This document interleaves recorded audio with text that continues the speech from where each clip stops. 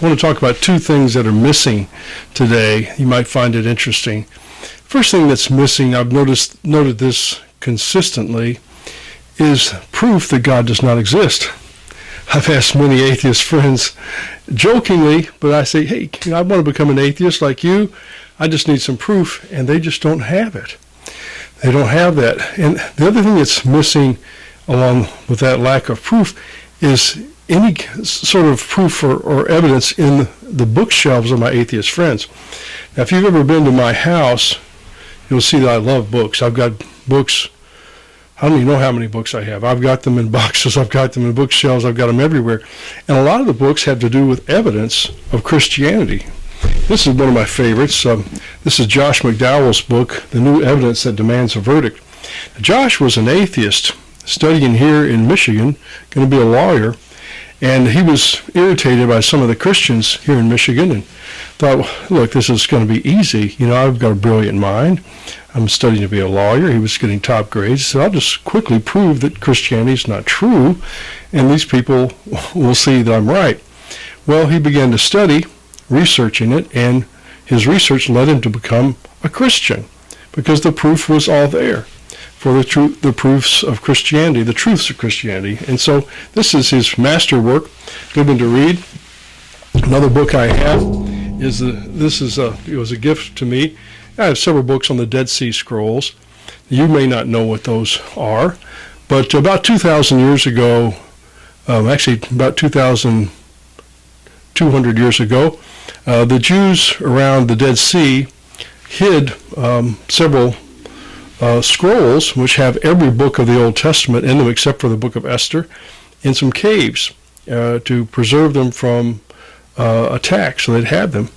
And these were discovered in 1948 by an Arab Bedouin shepherd boy. And there have been subsequent discoveries since then. And all these discoveries are remarkable because they showed the Bible 2,000 years ago. Now, you have probably heard of people who say, well, the Bible has been changed. People have corrupted it, rewritten it, made it say what they want it to say. Sometimes they blame the Catholic Church. Well, what a wonderful opportunity.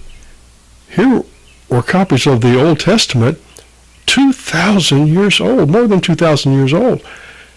Clearly, we can compare them with today's Bible. And, of course, what did they find? That the Bible has been changed? No. They found the opposite. Exactly the same. There's no doctrinal change. Nothing's been manipulated.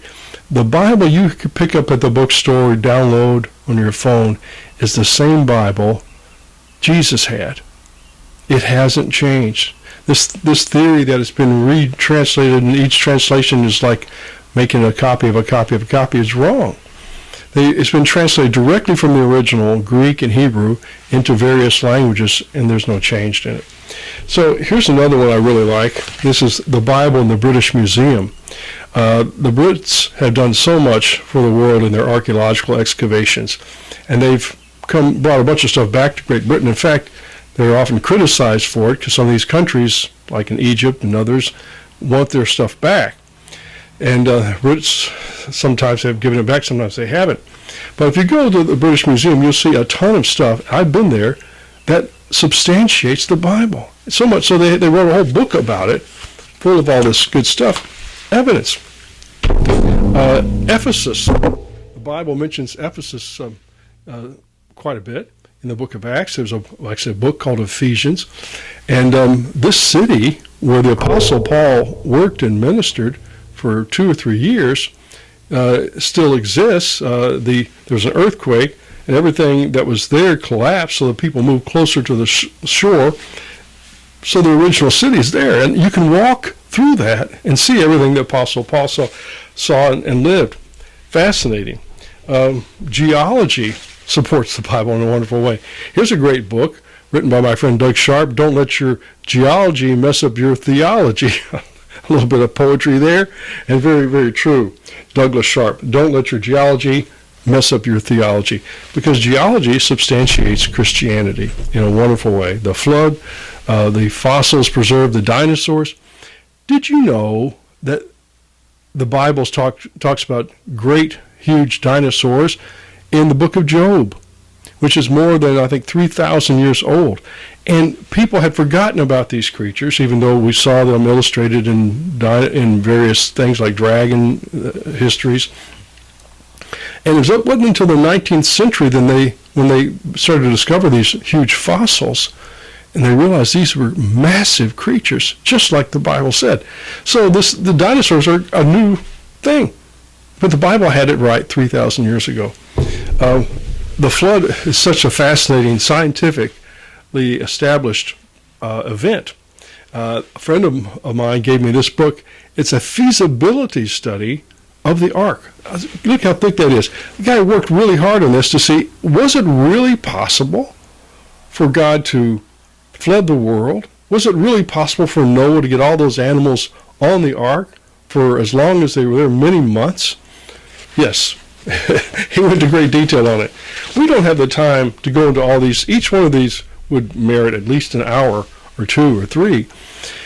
My point is, I've got a ton of evidence. Christianity is packed with archaeological evidence, scientific evidence, historical evidence, geological evidence, and prophetic evidence. We've got all this proof. And that is what's missing in my atheist friends' libraries. When I talk to them, they don't say to me, Kirby, I did so much research and I came to this conclusion. That's just not what they say. Usually people believe in atheism as kind of an assumption. And some of you watching tonight, that may be where you're at. I'm not trying to criticize you, I'm not trying to get down with you. I'm trying to help you to see something maybe you hadn't seen. I'll give you a story about that.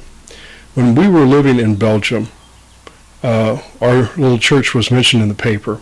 So I went down to the Tabak, which is like the little place where they sell tobacco and newspapers and candy. And I bought several copies of the paper.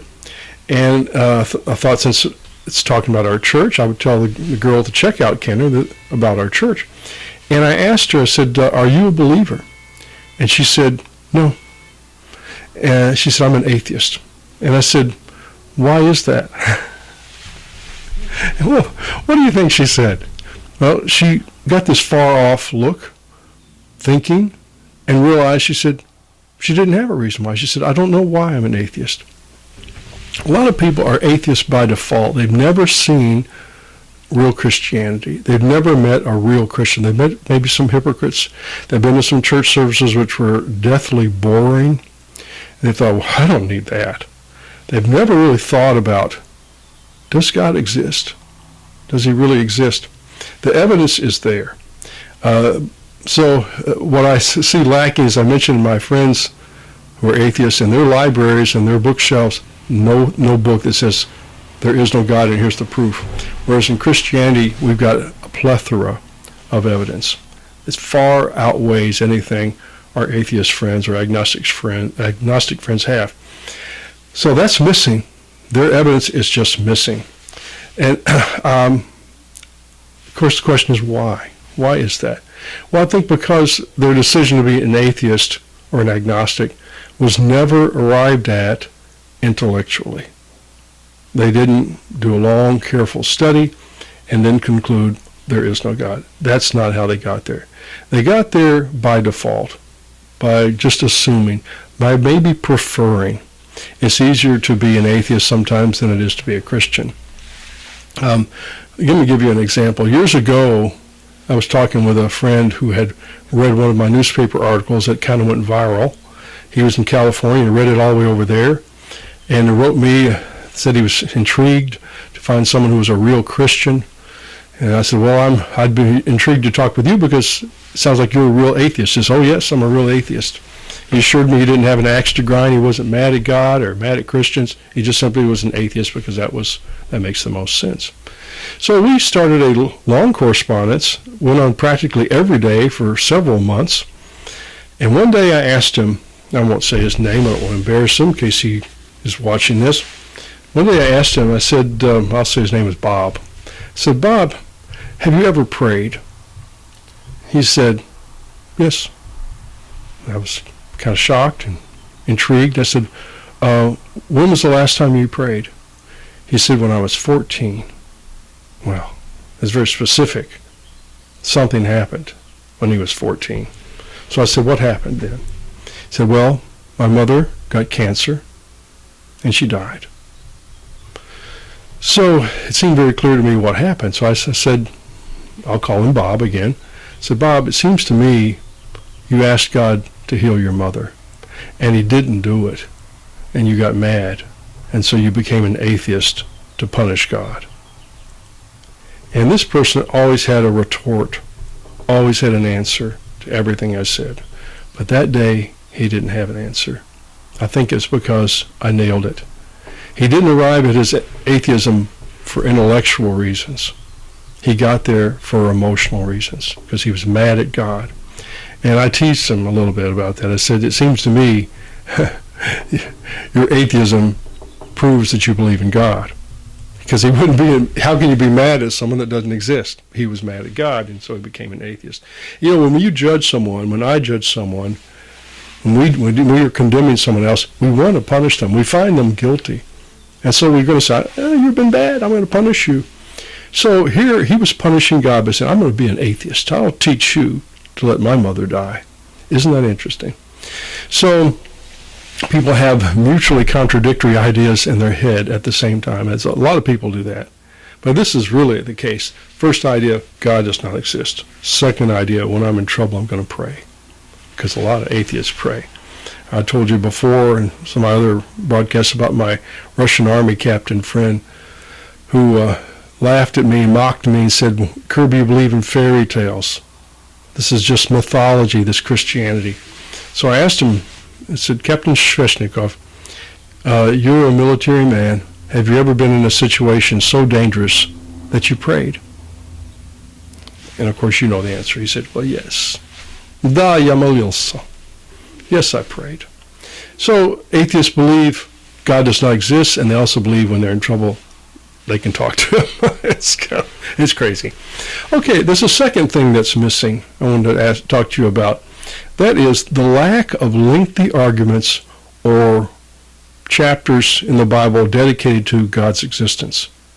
You can read the Bible from Genesis to Revelation.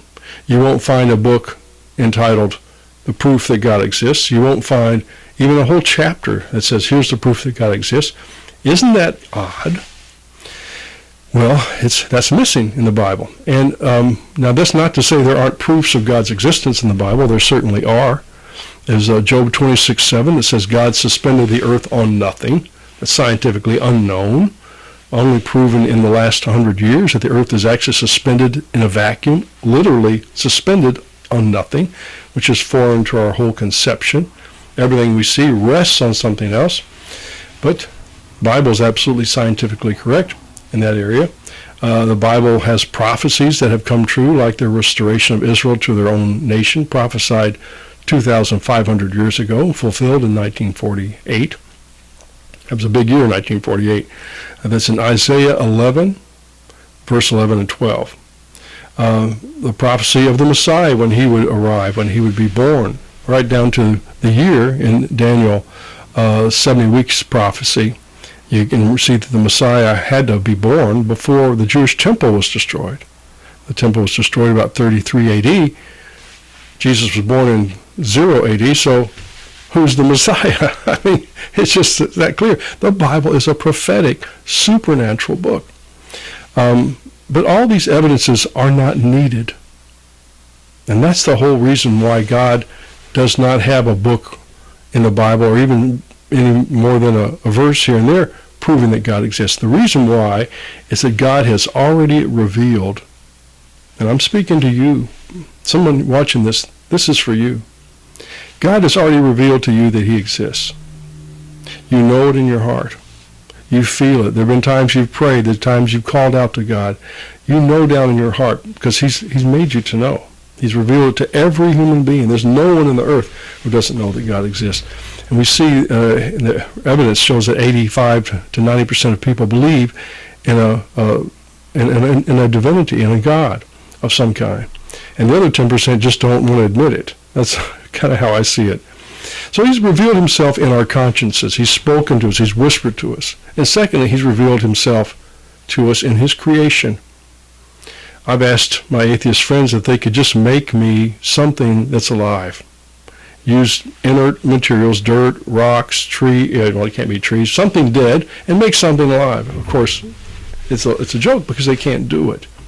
No one has ever been able to take dead material and make it come alive.